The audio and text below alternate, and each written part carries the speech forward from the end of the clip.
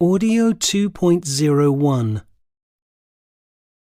I had a very memorable trip to India 30 years ago. I was travelling there with Jane, an Australian friend, for 2 months.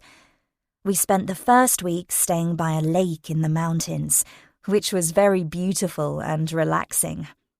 From there, we planned to travel by train to Varanasi and visit Nepal before returning to India and spending a couple of weeks exploring Rajasthan. We knew the journey to Varanasi would be long and tiring, but we had no idea that it would change everything. The train journey usually takes 24 hours. We had booked a standard ticket, and the train was very busy. It was hot and crowded.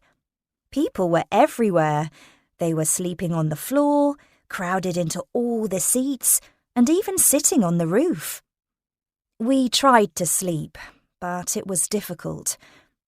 By early morning, the family, who were sitting next to us, got off the train, and my friend and I moved into some seats next to an open window.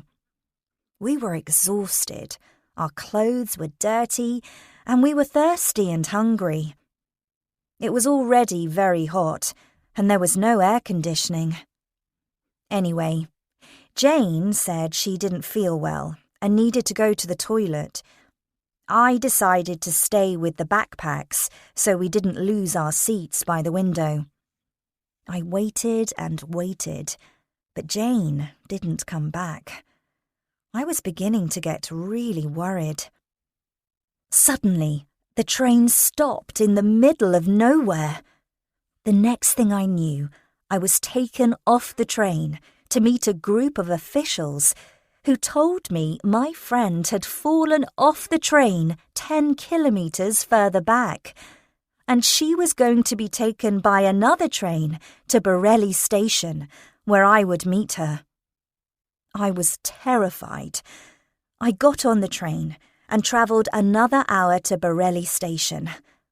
I thought I would never see Jane again. Jane remembers that she woke up on the railway track. She had fallen off the train. She was standing near the open door of the train to get some fresh air when she fell out. A railway worker found her and carried her to lie under a tree, out of the sun. She obviously needed to drink some water, so he set off on his bicycle and returned carrying a kettle of boiled water and gave her some to drink. Luckily, she still had her passport in her money belt, as she was terrified she would be lost forever. When I met her a few hours later at Bareilly station, her knee was in a bandage, her clothes were torn, and she had no shoes. We went straight to the hospital, where a doctor treated her. We changed all our travel plans and spent the next 10 days resting, as Jane couldn't walk properly. She had injured her knee.